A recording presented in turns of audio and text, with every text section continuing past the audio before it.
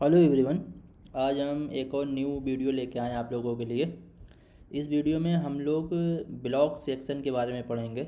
Shopify के अंदर जो ब्लॉग होते हैं और उसको हम मल्टीपल ब्लॉग लेके अपना कस्टम डिज़ाइन बना सकते हैं और उसको कस्टम ब्लॉग की कोडिंग भी लिख सकते हैं। तो ये सारा काम सेक्शन के अंदर होता है। तो चलिए चलते हैं हम लोग स्क्रीन पर और वहीं पर इसको सीखते हैं।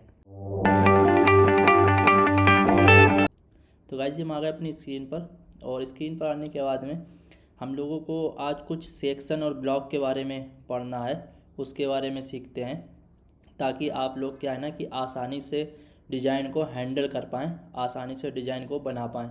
कि कोई भी हमें लेआउट मिलता है तो उसको बनाने के लिए मेन जो रोल होता है वो सेक्शन और ब्लॉक का ही होता है।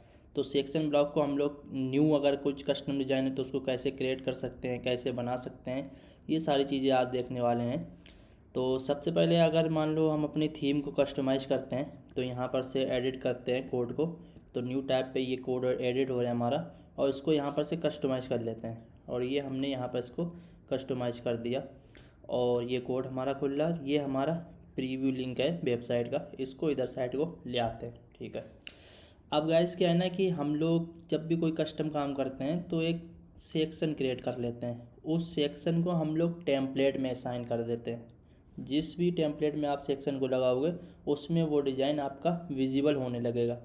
जैसे कि अगर मान के चलते हैं यहाँ पर हमारे पास ये टेम्पलेट इंडेक्स का है जो कि होम पेज पे आता है और अगर हम यहाँ पर से सिलेक्ट करेंगे तो प्रोडक्ट का टेम्पलेट अलग होता है, कलेक्शन का टेम्पलेट अलग होता है और पेज का टेम्पलेट अलग होता है। अब जैसे हम पेज के ऊपर क्लिक करते हैं तो यहाँ पर दो टेम्पलेट बने हुए हैं, एक डिफ़ॉल्ट जिसके ऊपर सारे ही पेज चल रहे हैं, एक कॉन्टेक्ट्स का है जिसका टेम्पलेट अलग है। अगर हम डिफ़ॉल्ट को सिलेक्ट करेंगे और सिलेक्ट करने के बाद में यहाँ पर टेस्ट लिख के आ रहा है और ये होता है ऐड सेक्शन। तो जब भी हम सेक्शन को ऐड करते हैं तो ये सेक्शन हम शॉपिफाई के अंदर क्रिएट कर सकते हैं। ठीक है, और हमने करके भी बताया है एक वीडियो में। तो इन सेक्शन के अंदर ब्लॉक भी होते हैं कि आप एक सेक्शन ले लो उसके अंदर आपको कितने ब्लॉक चाहिए। तो वो चीज़ आज हम देखने वाले हैं, उसको हम कैसे कंसीडर करते हैं, कैसे ऐड करते हैं। तो यहाँ पर हम देखने वाले कि हमने इतने सारे सेक्शन बनाए हैं। तो अगर हम एक और नया सेक्शन बनाएंगे तो हम लोग कोड पे आते हैं और ये सेक्शन रहता है, इसके अंदर आकर अगर हम एक नया सेक्शन बनाते हैं, जैसे मान लो हमें न्यू टेम्पलेट नाम से सेक्शन बनाते हैं, जैसे न्यू सेक्शन के नाम से बना लेते हैं या फिर न्यू डिज़ाइन नाम से एक सेक्शन बनाते हैं, NewDesign। ठीक है, तो हम एक इसमें न्यू डिज़ाइन नाम से सेक्शन बना लेते हैं। तो अब ठीक है, तो अब क्या है ना कि हम लोगों को इस वाले सेक्शन को ऐड करना रहता है। यहाँ पर जो ऐड सेक्शन आता है इसमें ऐड करना रहेगा, अभी ये शो हो जाएगा और इसके अंदर हम लोग ब्लॉग बनाते हैं। तो क्या करना है, हम लोग एक पैटर्न होता है डिज़ाइन का जो हम लोग फॉलो करते हैं, किस हिसाब से काम करते हैं कि ऑलरेडी इसमें इतने सारे सेक्शन बने हुए हैं, जैसे कि आप यहाँ पर देख पा रहे हो ऑलरेडी बने हुए हैं और आपको काम करना है, काम करके देना है। तो यहाँ पर ऐसा तो है नहीं कि अब एक एक करके यहाँ पर आप ब्लॉग लिखोगे, सेक्शन लिखोगे। तो उसका बेस तरीका ये होता है कि इसमें से ही आपको जिस पैटर्न की डिज़ाइन चाहिए, जैसे ये हम प्रॉपर तौर से आपको बता रहे हैं कि मान लो आपको एक ऐसा सेक्शन बनना है कि इधर एक इमेज चाहिए हो, कुछ कंटेंट चाहिए हो और फिर टेक्स्ट चाहिए हो, तो उसके बिहाफ पर ऑलरेडी शॉपिफाई में सेक्शन होते हैं बने हुए। आप उसी का कोई सेक्शन उठाकर यहाँ पर कॉपी पेस्ट कर लो, उसको अपने अकॉर्डिंग मैनेज कर लो। जैसे कैसे करना है ये सब हम बताएंगे अभी। कि अब जैसे मान लो हम इस सेक्शन में आ गए, अब इसमें मान लो हमें एक कोई सा भी उठा लेते हैं, जैसे मान के चलते हैं कि मल्टी मेन कलेक्शन हो गया है और इसमें से अगर हम लोग एक सेक्शन ले लेते हैं, जैसे इमेज विथ टेक्स्ट है, इमेज बैनर है, ये वाला रहा है। तो ये इसके बाद में कलेक्शन का रहेगा, तो हम लिखते हैं कॉलम का होता है सेक्शन। तो मल्टी कॉलम नाम से अगर हम इसके ऊपर क्लिक करेंगे तो इसमें हमें कुछ स्केमा लिखा हुआ है। तो यहाँ पर से हम अभी की डेट में सारा ही कॉपी कर लेते हैं। ठीक है, तो इसमें से हम सारा कॉपी करते हैं, कंट्रोल C करते हैं और यहाँ पर से आके कंट्रोल V कर देते हैं। तो हमने क्या करा, इसका सारा का सारा स्केमा उठा लिया। अब हम यहाँ पर से इसका नेम देते हैं, तो हम न्यू डिज़ाइन दे देंगे। ठीक है, तो हमने यहाँ पर से दे दिया न्यू डिज़ाइन, टैग इसका जो है सेक्शन है। ठीक है, अब इसके बाद में सेटिंग में हमारे पास में यहाँ पर हम एक दे देते हैं टेक्स्ट। ठीक है, टेक्स्ट दे देते हैं, ये हमारे पास सेटिंग रहेगी और ID में हम टेक्स्ट कर देते हैं और डिफ़ॉल्ट में कुछ नहीं, कुछ नहीं लिखते हैं, ठीक है। और लेबल दे देते हैं टेक्स्ट नेम, ये इसका एक हम लेबल दे देते हैं, सिर्फ हमने एक ही दिया। उसके बाद से हम ये सब हटा देते हैं, अभी हमें नहीं चाहिए अभी समझने के लिए, ठीक है। ये हटा देते हैं, यहाँ पर से ये भी हटा देते हैं, और यहाँ पर से ये भी ये भी हटा देते हैं, और ये भी हटा देते हैं, और ये भी हटा देते हैं यहाँ पर से, ठीक है। और उसके बाद में ये यहाँ पर से, कहाँ है मेरा कर्सर, यहाँ पर से हम सारा कुछ हटाते हुए लाते हैं और यहाँ तक हटा देते हैं, ठीक है। ये हमने कर दिया ख़त्म। अब ये चला है ब्लॉक, ठीक है। तो ब्लॉक में टाइप कॉलम है ये, ठीक है। और नेम हम इसका दे देते हैं new block, new BLOCK block, ठीक। और सेटिंग में हमें अभी क्या क्या इन्हें लिया है, इमेज ली है और एक रिच टेक्स्ट लिया है, तो हम खाली टेक्स्ट देते हैं यहाँ पर टेक्स्ट, या हम यहाँ पर देते हैं टेक्स्ट ना, हाँ ठीक है, यहाँ पर हम देते हैं टेक्स्ट और डिफ़ॉल्ट हटा देते हैं, और यहाँ देते हैं हेडिंग, ठीक है। टाइटल दे देते हैं टाइटल, और बाकी अभी के डेट में हम सारा कुछ हटा देते हैं। तो यहाँ पर से हम इसको देते हैं हटा, और इसको भी यहाँ से ऐसे इतना हटा देते हैं, ठीक है। और इसके बाद ये प्रीसेट है, इसको हम यहाँ पर से देते हैं न्यू डिज़ाइन, जो इसका नाम हमने दिया था ऊपर न्यू डिज़ाइन, ये वाला, ठीक है। वही हम नीचे भी दे देते हैं न्यू डिज़ाइन, ठीक। अब इसमें से टाइप 3 बार दिया तो 3 बार कॉलम विजिबल हो जाता है, बट हम इसको एक ही बार विजिबल कराएंगे, या हम ना भी करवाएं, मेरे ऊपर है। अगर हम मान लो एक देंगे तो एक कॉलम वहाँ पर विजिबल हो जाएगा, ये जो कॉलम हमने दिया है, ठीक है। अभी हमने सिर्फ ब्लॉक के अंदर 2 चीज़ें ली हैं, और प्रीसेट हम इसलिए लिखते हैं ताकि ये वाला सेक्शन हमारा होम पेज पे भी डिस्प्ले हो। जब भी हम ये सेक्शन को लें वो सेक्शन हमारा होम पेज पे डिस्प्ले हो, इस केस में जी हम प्रीसेट का यूज करते हैं। और इसमें सेक्शन का नाम है मेरा न्यू डिज़ाइन। अब हम एक बार सेव करते हैं, फिर आपको बताते हैं कि हमने यहाँ पर से सेव कर लिया। और यहाँ आने के बाद अगर हम रिफ़्रेश करेंगे इसमें, ठीक है, तो यहाँ पर पेज को रिफ़्रेश करते हैं तो ये सेक्शन हमें देखने को मिल जाएगा।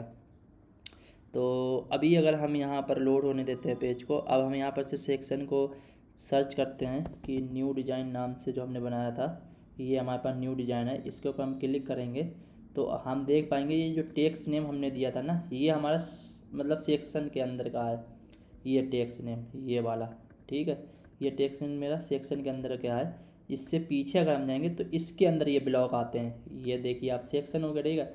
इस सेक्शन के अंदर ये ब्लॉक आते हैं, तो ये न्यू ब्लॉक है। न्यू ब्लॉक में हमने इमेज और टाइटल लिया है, जैसा कि हम देख पा रहे हैं यहाँ पर कि हम लोगों ने एक इमेज ली है और एक टाइटल लिया। तो यहाँ पर इमेज की जगह पर हम लिख देते हैं इमेज ऐसे करके, ठीक है, Ctrl+S कर देते हैं। और अब अगर हम लोग यहाँ पर ये सेक्शन है ब्लॉक, अगर हम यहाँ पर एक और ले लेंगे, एक और ले लेंगे, तो हम इस हिसाब से काफ़ी सारे सेक्शन के अंदर ब्लॉक बना सकते हैं। एक ब्लॉक ये, एक ब्लॉक ये, एक ब्लॉक ये। अगर हमने ये ले लिया और यहाँ पर अगर हमने टेक्स्ट लिख दिया जैसे न्यू डिज़ाइन 1, तो अभी ये हमारा लिख के आना चाहिए, ठीक है। बट अभी के डेट में नहीं आ रहा। अभी जैसे हमने यहाँ लिखा न्यू डिज़ाइन 2, ठीक है, और यहाँ लिखा न्यू डिज़ाइन 3, तो अभी ये हमारा कुछ भी नहीं आ रहा है, ना कोई इमेज आ रही है। और एक बार हम इसको सेव करा देंगे तो अभी कुछ भी डिस्प्ले नहीं हो रहा है, जबकि हमने ये सेक्शन इसमें ऐड भी कर दिया है ना। डिफ़ॉल्ट पेज टेस्ट नाम का कोई भी टेम्पलेट नहीं है, बट ये डिफ़ॉल्ट है। आप कोई भी पेज खोलोगे उसमें ये सेक्शन दिखने वाला है, ठीक। तो अभी हमें अब क्या करना है, अभी मान लो हमें ये सेटिंग वाला है, तो हमें सबसे पहले यहाँ पर एक कोड लिखना पड़ेगा सबसे ऊपर। अब हम इसको डिस्प्ले कराने के लिए क्या करेंगे, डिव क्लास CLSS क्लास, ठीक है। और यहाँ पर हम लोग देखेंगे, लिखेंगे न्यू डिज़ाइन, ठीक। और यहाँ पर अगर हम लोग H1 में अगर हम लोग हेडिंग को रखेंगे, H1 में अगर हेडिंग को रखेंगे, डबल कर्ली ब्रैकेट लेंगे, तो हमें लोगों को लिखना पड़ेगा सेक्शन, ठीक है, डॉट सेटिंग्स और डॉट टेक्स्ट जो हमने लिया था, ये वाला टेक्स्ट अब हमारे पास आएगा, जो कि हम यहाँ पर डालेंगे इसमें न्यू डिज़ाइन में ये डालेंगे, ठीक है। सम टेक्स्ट, ये देखिए आप यहाँ पर लिख के आने लगा जी यहाँ पर, ठीक है। सम टेक्स्ट हेयर, इसको रिफ़्रेश कर देंगे तो रिफ़्रेश करके हमने अभी इसका कोड लिखा है तो ये चीज़ आने लगी है। और अगर हम यहाँ पर से आकर टेस्ट नाम का खोलते हैं तो यहाँ ये लिख के आ जाएगा सम टेक्स्ट हेयर, है ना। अब इसके अंदर है ब्लॉक, ठीक है। तो ब्लॉक को हम लोगों को कैसे लिखना रहता है, ब्लॉक के लिए हमें यहाँ पर सबसे पहले एक लूप चलाना रहेगा फोर ब्लॉक, ठीक है। इन हमें यहाँ पर लिखना पड़ेगा, यहाँ पर हमें लिखना पड़ेगा कि सेक्शन डॉट ब्लॉक्स, ठीक है। और यहाँ पर हमें इसको करना है बंद एंड फोर, ठीक है। अब इसके अंदर आपने जो भी लिया, जैसे मान लो हम एक पैराग्राफ में ये ले लेते हैं, क्या बोलते हैं, हमने ये जो आईडी है टाइटल की, ये टाइटल जो हमने लिया था, इसके अंदर हम इस टाइटल को रख देते हैं डबल कर्ली ब्रैकेट बनाकर टाइटल को। तो कैसे रखना रहेगा आपको यहाँ पर कि block dot settings dot title, ऐसे करके, ठीक है। कंट्रोल एस करते हैं। अब अगर हम देखेंगे तो हमें तीनों ही ब्लॉक देखने को मिल जाएंगे। ये देखिए डिज़ाइन 1, डिज़ाइन 2 और डिज़ाइन 3। मतलब यहाँ पर समझने की बात ये है कि आप जब भी किसी सेक्शन के अंदर ब्लॉक लोगे, तो आपको एक फॉर लूप लगाना पड़ेगा ब्लॉक का। उसके अंदर आप कुछ भी लिख सकते हो, जो भी चीज़ आप डालोगे वो चीज़ यहाँ पर डिस्प्ले होके आने लगेगी। तो ये इसका एक तरीका रहता है। अब जैसे इसी के अंदर मान लो हमें कोई भी एक डिव लगा देते हैं, या हम देखो हमने सिर्फ एक ही बार पी टैग लिखा है, बाकी वो तीनों बार आ गया क्योंकि फोर का लूप चल रहा है। तो इसको हम एक डिज़ाइन के पर्सपेक्टिव से भी लिख सकते हैं। जैसे मान लो हमने यहाँ पर डिव लगा दिया, ठीक है, और यहाँ पर हमने इसको डिव बंद कर दिया और इसमें एक क्लास दे दी हमने, क्लास टेक्स डिज़ाइन नाम से, ठीक है। तो अभी कुछ बस हम ऐसे जस्ट समझाने की कोशिश कर रहे हैं और कुछ नहीं। अब यहाँ पर हम एक CSS लिखते हैं स्टाइल, और हाँ, इसमें जितनी भी CSS है वो आप इसी वाले सेक्शन में ही लिखोगे, कहीं अलग से नहीं लिखोगे। इसलिए ताकि जो भी CSS है जब ये सेक्शन यूज होगा तभी उसकी CSS यूज होगी, अदरवाइज जब ये सेक्शन यूज नहीं होगा तो उसकी CSS यूज नहीं होगी। तो ये स्पीड ऑप्टिमाइजेशन में भी काम आएगा अनयूज CSS में, ठीक है। तो हम यहाँ पर कंट्रोल एस करते हैं और यहाँ पर आने के बाद अगर हम रिफ्रेश करेंगे तो अभी हम इसको एक कॉलम टाइप बना देते हैं। जैसे मान लो हमने यहाँ पर क्लिक करा और ये हमारे पास लिख के आ गई 3 क्या बोलते क्लासेस, ठीक है। अब इसमें हमें क्या करना है, फॉर लूप से पहले ही यहाँ पर एक क्लास बना देनी है और उस क्लास का नाम दे देना है टेक्स्ट लूप, ठीक है। तो टेक्स्ट लूप नाम से हमने क्लास बनाई और उसके अंदर हमने इसको रैप कर दिया, ठीक, कुछ इस हिसाब से ये हो गया रैप हमारा।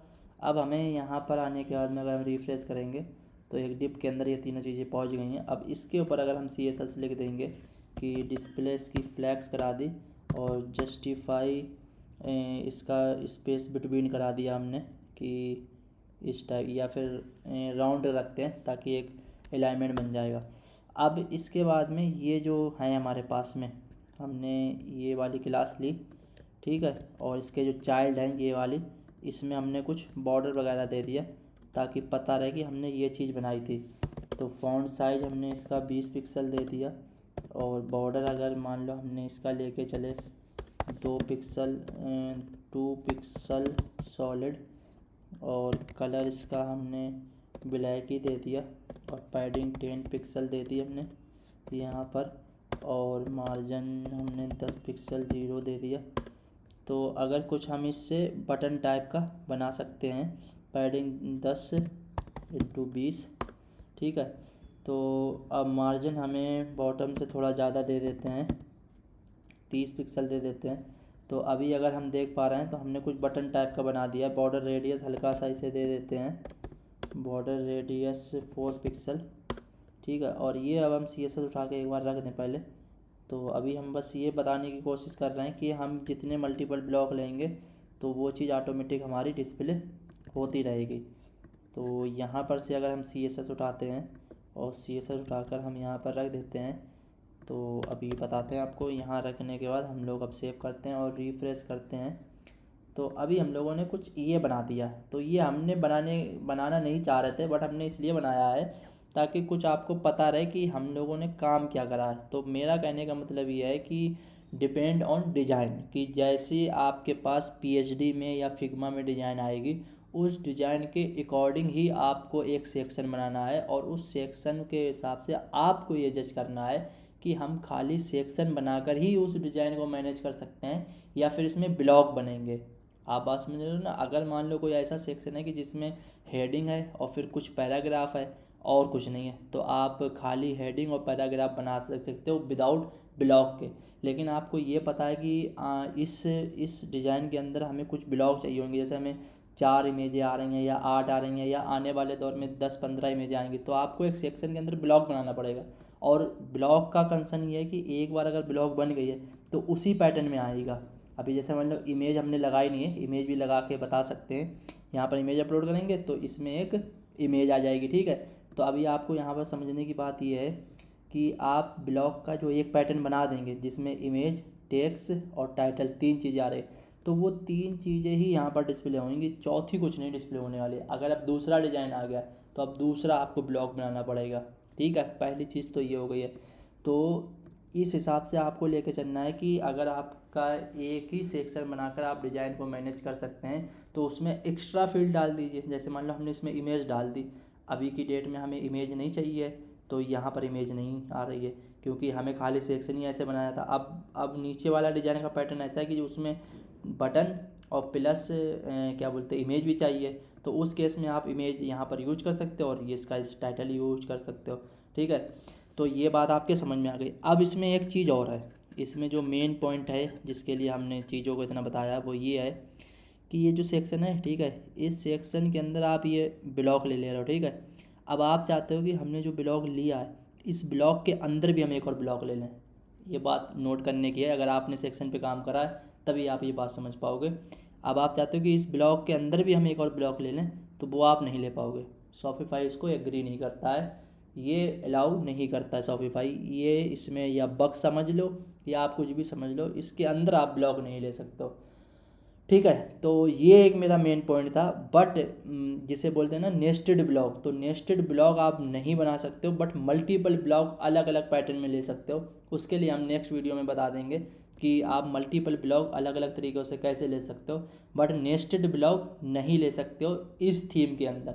अब इस नेस्टेड ब्लॉक के लिए अभी नया एडिशन जो शॉपिफाई ने अपडेट करा है थीम के अकॉर्डिंग, उसके ऊपर भी हम वीडियो बना देंगे। उस थीम के अकॉर्डिंग आप ले सकते हो, उसमें उसने शॉपिफाई ने इस अपडेट को दिया है। तो अभी की डेट में आप यहाँ पर नेस्टेड ब्लॉक नहीं ले सकते हो, सिर्फ आप इसी ब्लॉक पे काम करोगे।